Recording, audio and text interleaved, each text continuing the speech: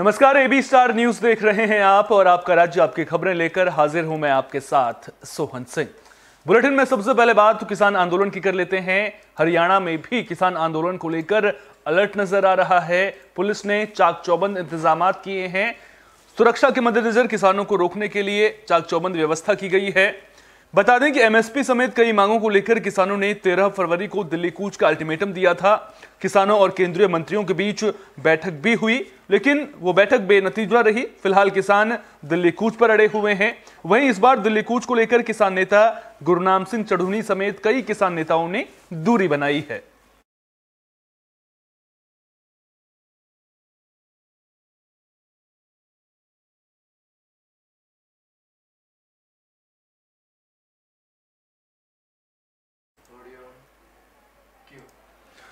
तो किसानों के दिल्ली कूच के ऐलान के बाद पुलिस अलर्ट पर नजर आ रही है। चाक चौबंद इंतजामात देखने को मिल रहे हैं।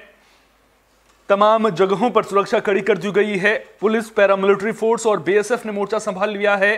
बॉर्डर पर नाकाबंदी के लिए बैरियर लगाए गए हैं। रेवाड़ी जिले के नेशनल हाईवे पर दिल्ली जयपुर रोड जयसिंहपुर खेड़ा बॉर्डर पर पुलिस फोर्स की तैनाती की गई है। जिला प्रशासन किसी भी सूरत में किसानों को दिल्ली कूच नहीं करने देने के इरादे से तैयारी कर चुका है। आपको बता दें कि रेवाड़ी की विधानसभा बावल और राजस्थान के शाहजहांपुर दोनों के बॉर्डर पर पुलिस ने संयुक्त रूप से नाकेबंदी की है। किसानों को रोकने के लिए वाटर कैनन मशीन, वज्र वाहन, क्रेन मौके पर मौजूद है। इनके अलावा फायर ब्रिगेड एम्बुलेंस भी मौके पर खड़ी की गई है। देखिए, किसी भी प्रकार की स्थिति से निपटने के लिए जिला पुलिस रेवाड़ी पूरी मुस्तैदी के साथ बॉर्डर पर तैनात है तथा किसी भी प्रकार की ऐसी हम कोई बात नहीं होने देंगे जो नियम के खिलाफ हो। पूरी मुस्तैदी के साथ यहाँ ड्यूटी पर जवान तैनात हैं और 24 घंटे डे में भी और नाइट में भी यहाँ ड्यूटी पर जवान तैनात रहेंगे। किसी भी प्रकार की ऐसी कोई बात नहीं होने देंगे जो कानूनन खिलाफ। किस तरीके के इंतजाम किए गए अगर किसानों को आते हैं? पीछे से भी हमारे साथ लगते हैं, राजस्थान पुलिस ने भी अपनी नाका लगाया हुआ है और वो भी अपनी मुस्तैदी के साथ ड्यूटी पर तैनात है। इधर अपना बॉर्डर हरियाणा में भी हम तैनात हैं। आपस में कोऑर्डिनेशन हमने बनाया हुआ है और बिल्कुल एक नियम के साथ और पूरी मुस्तैदी के साथ ड्यूटी करेंगे। किसी भी असामाजिक तत्व को अपने मकसूद में कामयाबी।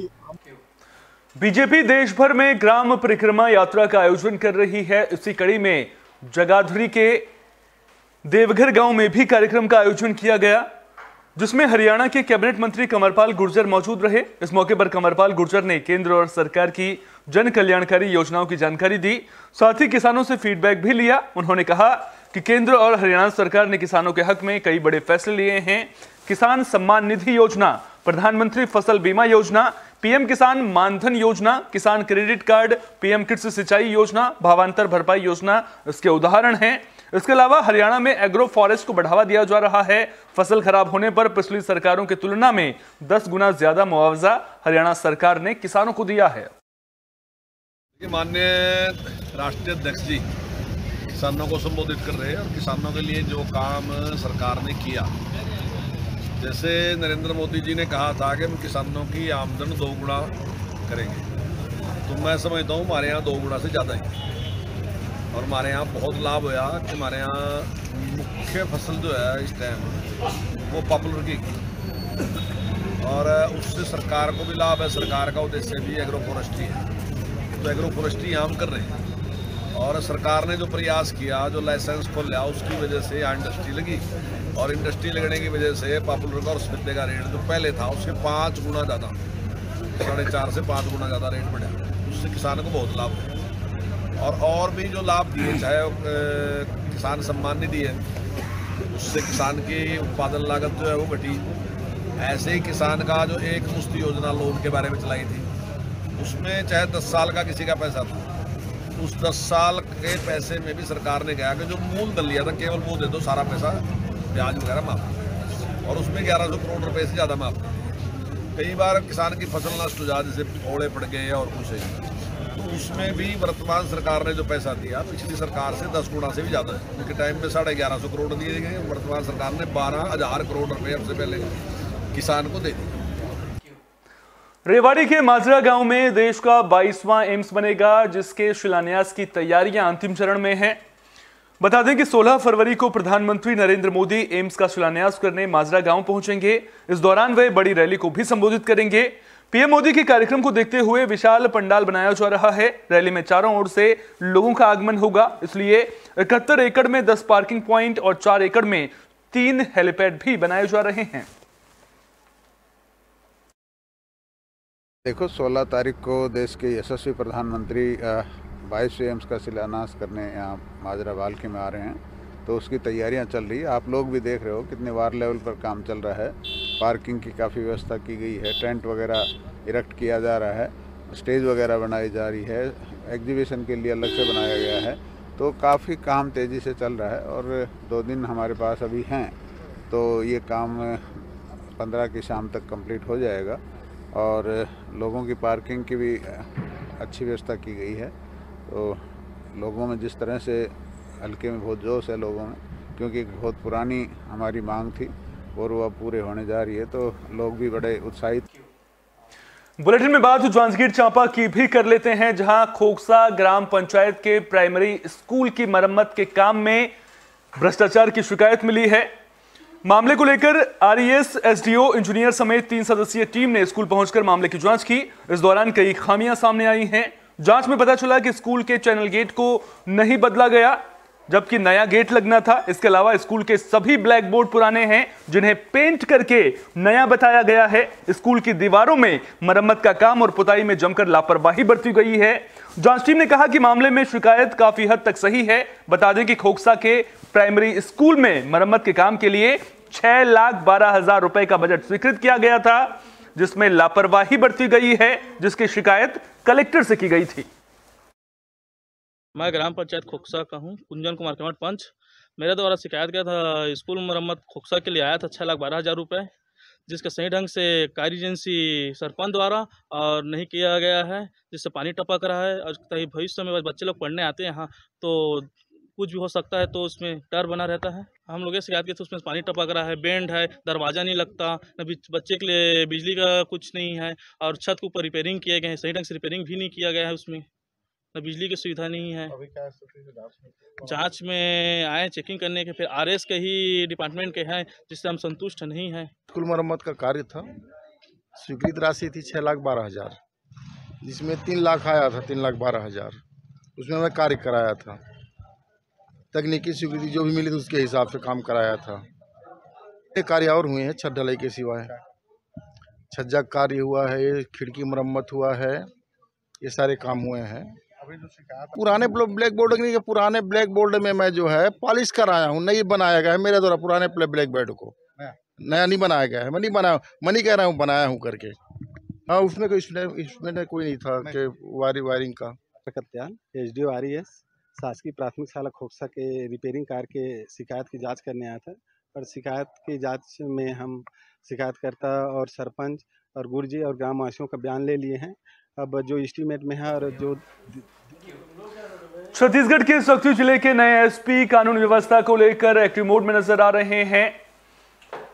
एसपी ने बाराद्वार थाने का औचक निरीक्षण किया। इस दौरान मौजूद अधिकारियों और कर्मचारियों को अच्छी पुलिसिंग के साथ साथ ईमानदारी से ड्यूटी करने का निर्देश दिया गया, ताकि पुलिस को लेकर अपराधियों में खौफ और फरियादियों में विश्वास बना रहे। इसके अलावा एसपी ने अवैध जुआ सट्टा और गांजा के साथ शराब बेचने वालों के खिलाफ अंकुश लगाने के भी निर्देश दिए हैं।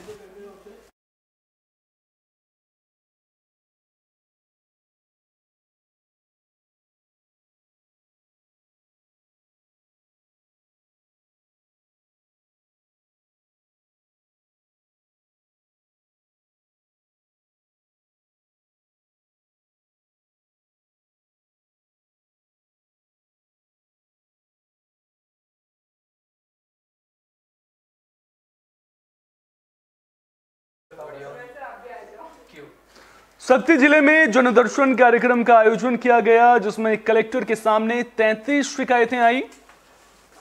ये शिकायतें दिव्यांग पेंशन भुगतान, राजस्व, आवास, भूमि विवाद, नामांतरण और बंटवारे से जुड़ी हुई थी। शिकायतों को लेकर कलेक्टर ने अधिकारियों को जल्द से जल्द समाधान करने के निर्देश दिए।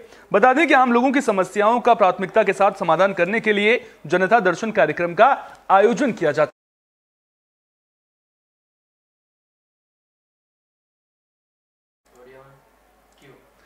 पश्चिमी चंपारण से युवक के अपहरण के बाद हत्या की खबर सामने आई थी, जिसके बाद अब पुलिस का एक्शन देखने को मिला है। पुलिस ने मामले में 2 आरोपियों को गिरफ्तार कर लिया है। बता दें कि 5 फरवरी को शिराकपुर थाने में पांडेय टोला के रहने वाले आशीष कुमार के अपहरण की शिकायत की गई थी। 5 दिन पहले पुलिस ने आशीष का शव मनवापुल थाना इलाके से बरामद किया था। सीसीटीवी के आधार पर पुलिस ने 2 आरोपियों को गिरफ्तार कर लिया है। 5/2/2024 को आशीष कुमार धोबहा के अपने 2 बहन का एग्जामिनेशन निकालने के लिए रेलवे हाई स्कूल पांडे टोला में आए थे। वहाँ पर वे अपने बाइक को खड़ा किए और बाइक खड़ा करने के बाद वो गुम हो गए। परिजन आए और बताए कि एग्जामिनेशन देने आए थे, अभी तक से घर नहीं लौटे। एक FIR किया गया 363 में और हम लोग कांड के उद्भेदन के लिए लोकल इनपुट, CCTV फुटेज और जो टेक्निकल अनुसंधान है, तकनीकी अनुसंधान है, उसका सहारा लिए हम। तो जांजगीर चांपा में नाबालिग लड़की को शादी का झांसा देकर दुष्कर्म करने का मामला सामने आया था। अब पुलिस ने आरोपी को गिरफ्तार कर लिया है। जानकारी के मुताबिक नाबालिग लड़की वार्षिक उत्सव देखने गई थी। इसी दौरान आरोपी राकेश कुमार धीवर ने उसे शादी का झांसा दिया और उसके साथ दुष्कर्म की वारदात को अंजाम दिया। बाद में जब युवक ने शादी से इनकार कर दिया तो पीड़ित लड़की ने थाने में रिपोर्ट दर्ज कराई। अब पुलिस ने आरोपी को गिरफ्तार कर लिया है।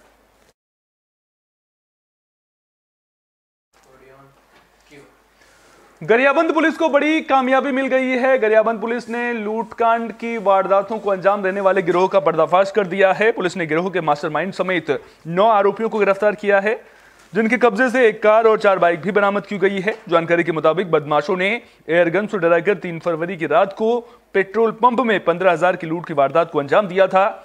वारदात के 1 हफ्ते बाद बदमाशों ने केशोडार में नगर सैनिक के घर से 2,500 नकदी और 45,000 के जेवरों की लूट की थी। फिर उसी रात को केशोडार रोड पर हथियार के बल पर 9,000 रुपए की लूट की वारदात को अंजाम दिया था। सभी आरोपी गरियाबंद के रहने वाले हैं, जो अपनी छोटी मोटी जरूरतों को पूरा करने के लिए लूट की वारदातों को अंजाम देते थे।